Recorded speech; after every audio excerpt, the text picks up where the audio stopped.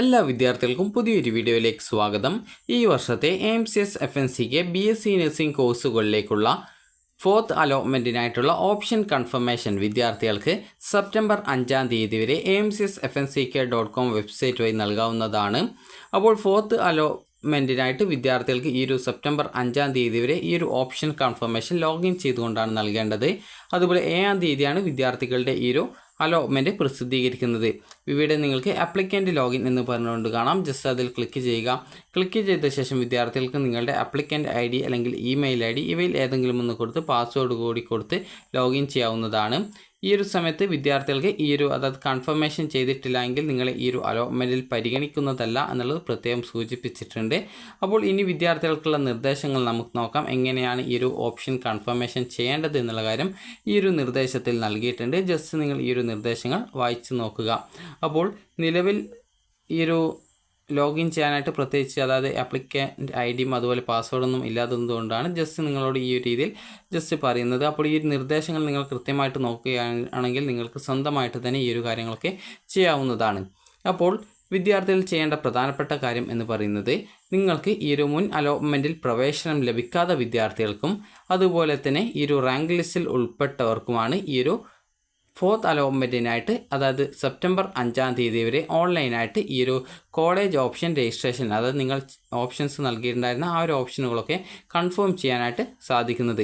അപ്പോൾ ഇങ്ങനെ കൺഫേം ചെയ്യുന്ന വിദ്യാർത്ഥികൾക്ക് അതായത് ഈ ഒരു കൺഫേം ചെയ്യുന്നതിന് മുമ്പായിട്ട് നിങ്ങൾ നേരത്തെ നൽകിയിട്ടുള്ള ഓപ്ഷൻസ് റീഅറേഞ്ച് ചെയ്യാനോ അല്ലെങ്കിൽ ഇപ്പോൾ നൽകിയിട്ടുള്ള ഏതെങ്കിലും കോളേജുകൾ ഒഴിവാക്കുന്നതിനോ നിങ്ങൾക്ക് അവസരം ഉണ്ടായിരിക്കും.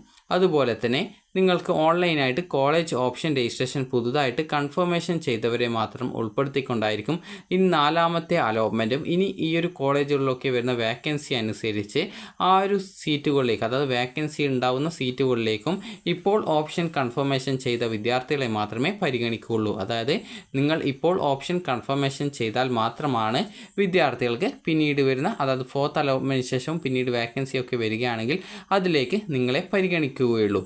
അതായത് അലോട്ട്മെൻറ്റ് കിട്ടാത്ത വിദ്യാർത്ഥികൾക്കും അതുപോലെ ആ റാങ്ക് ലിസ്റ്റിൽ ഉൾപ്പെട്ടവർക്കുമാണ് അതായത് ഈ ഒരു റാങ്ക് ലിസ്റ്റിൽ ഉൾപ്പെട്ടവരും അതുപോലെ തന്നെ മുൻ അലോട്ട്മെൻറ്റിൽ ഈ ഒരു അലോട്ട്മെൻ്റ് ഒന്നും കിട്ടാത്ത വിദ്യാർത്ഥികളെയുമാണ് ഈ ഒരു 4th അലോട്ട്മെൻറ്റിൽ പരിഗണിക്കുന്നത്. എന്നാൽ പരിഗണിക്കപ്പെടണം എന്നുണ്ടെങ്കിൽ നിങ്ങൾ നൽകിയിട്ടുള്ള ഓപ്ഷൻസ് കൺഫേം ചെയ്യണം. അതായത് നിങ്ങളുടെ ആ ഒരു ഓപ്ഷൻ ലിസ്റ്റിൽ നിശ്ചിത ഓപ്ഷൻസ് ഉണ്ടാവും. അപ്പോൾ നിങ്ങൾ നൽകിയ ഓപ്ഷൻസ് ഉണ്ടാവും. അപ്പോൾ ആ ഒരു ഓപ്ഷൻസ് നിങ്ങൾക്ക് കൺഫേം ചെയ്യാം. കൺഫേം ചെയ്യും മുമ്പായിട്ട് നിങ്ങൾ ചെയ്യേണ്ട പ്രധാനപ്പെട്ട കാര്യം എന്ന് പറയുന്നത് നിങ്ങൾക്ക് ഓപ്ഷൻസ് റീഅറേഞ്ച് ചെയ്യണം. അതായത് ഏതെങ്കിലും ഓപ്ഷൻ നിങ്ങൾ നൽകിയതിൽ നിങ്ങൾക്ക് വേണ്ട എന്ന് തോന്നുകയാണെങ്കിൽ അതിനെ ഒഴിവാക്കാം. അതുപോലെ തന്നെ ഓപ്ഷൻ്റെ സ്ഥാനം അങ്ങോട്ടും ഇങ്ങോട്ടുമൊക്കെ ചേഞ്ച് ചെയ്ത് കൊടുക്കാം.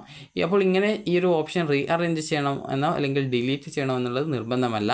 എന്നാൽ നിങ്ങൾ ഓപ്ഷൻ കൺഫർമേഷൻ ചെയ്യേണ്ടത് നിർബന്ധമാണ്. അപ്പോൾ ഈ ഒരു കൺഫർമേഷൻ നടത്തുന്നവരെയാണ് പിന്നീട് വരുന്ന വേക്കൻസികളിലൊക്കെ പരിഗണിക്കുള്ളൂ.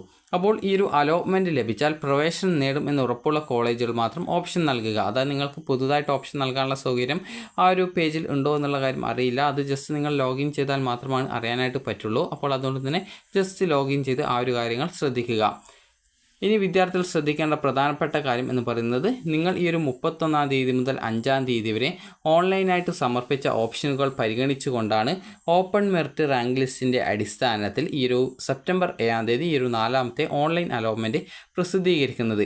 അപ്പോൾ ഈ ഒരു അലോട്ട്മെൻറ്റ് കിട്ടിക്കഴിഞ്ഞാൽ നിങ്ങൾക്ക് സെപ്റ്റംബർ 9-ാം തീയതി തിങ്കളാഴ്ച രാവിലെ 9 മണിക്കും അതിനുശേഷം പിന്നീട് സെപ്റ്റംബർ 11-ാം തീയതി ബുധനാഴ്ച 3 മണിക്കും ഇടയിൽ അതായത് ഈ ഒരു സെപ്റ്റംബർ 9-നും അതുപോലെ തന്നെ സെപ്റ്റംബർ 11-നും ഇടയിൽ അതായത് സെപ്റ്റംബർ 9, 10, 11 തീയതികളായിട്ട് നിങ്ങൾക്ക് പോയിട്ട് അഡ്മിഷൻ നേടാവുന്നതാണ്. അതായത് അലോട്ട്മെൻറ്റ് ലഭിച്ച കോളേജിൽ പോയിട്ട് പ്രവേശനത്തിനായിട്ടുള്ള ആ ഒരു ഫീസ് അടച്ച് നിങ്ങൾക്ക് ഈ ഒരു ഒറിജിനൽ സർട്ടിഫിക്കറ്റുകൾ സമർപ്പിച്ച് ഈ ഒരു പ്രവേശന നടപടികൾ പൂർത്തീകരിക്കേണ്ടതാണ്.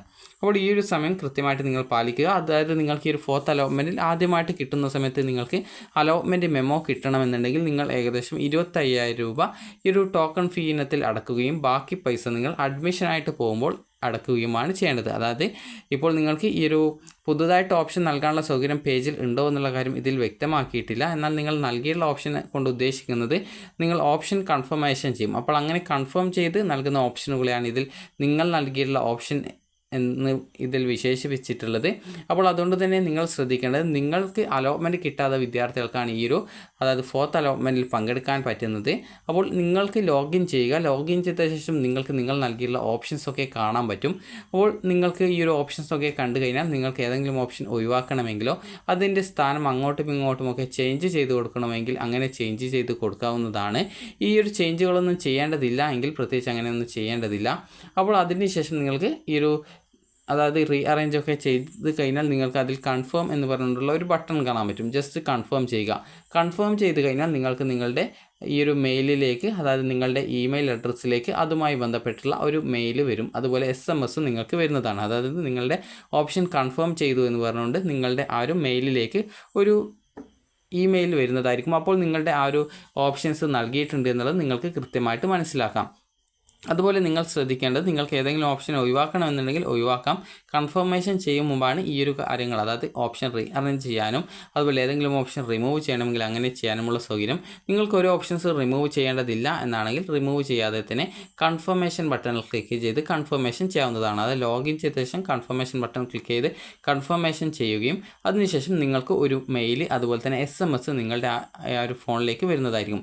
അത് കൃത്യമായിട്ട് നിങ്ങൾ പരിശോധിക്കുക അത് വന്നിട്ടുണ്ടോ എന്നുള്ളത്. കാരണം വന്നിട്ടില്ലെങ്കിൽ കൺഫേം ആയിട്ടില്ല എന്നുള്ളതാണ്. അപ്പോൾ ഈ ഒരു ഓപ്ഷൻ നൽകി കഴിഞ്ഞാൽ അത് കൺഫർമേഷൻ ചെയ്ത് കഴിഞ്ഞാൽ നിങ്ങളുടെ ഫോണിലേക്കൊരു ഇമെയിൽ വരുന്നതായിരിക്കും. അതുപോലെ തന്നെ SMS വരുന്നതായിരിക്കും.